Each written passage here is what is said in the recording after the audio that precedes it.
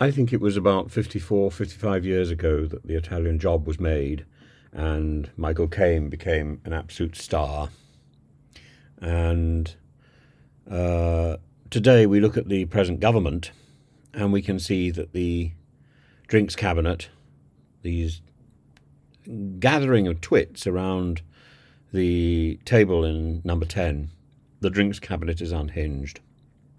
And you remember the line from the Italian Job, you're only supposed to blow the bloody doors off. Well, the doors have gone. The drinks cabinet is unhinged. I think it's a metaphor for Brexit. A dead man's plan, if you remember. The Italian Job was a dead man's plan. We can think of Cameron or Farage. As politics go, they're dead. They're low politically. They're practically horizontal. They have no more political life in them.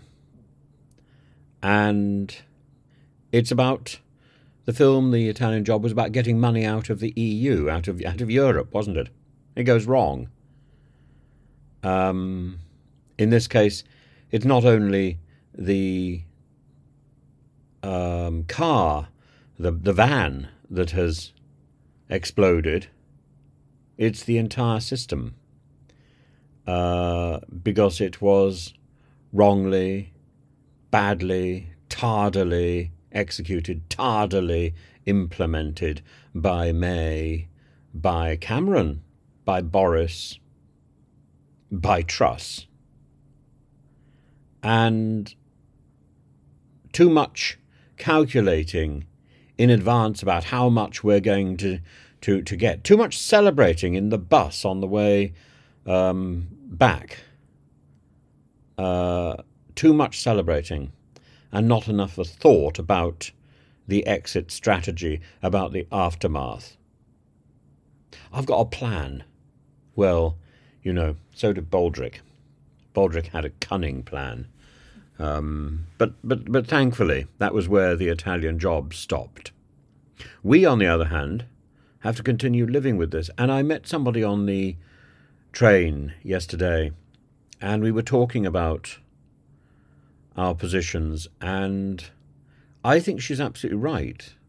We don't have the luxury to go back. We don't have the luxury to dial time backwards like Harry Potter. We have to continue on the path that we are set out on.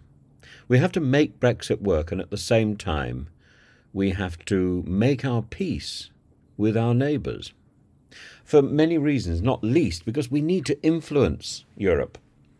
We don't want a monster growing in our backyard, partly at our own doing.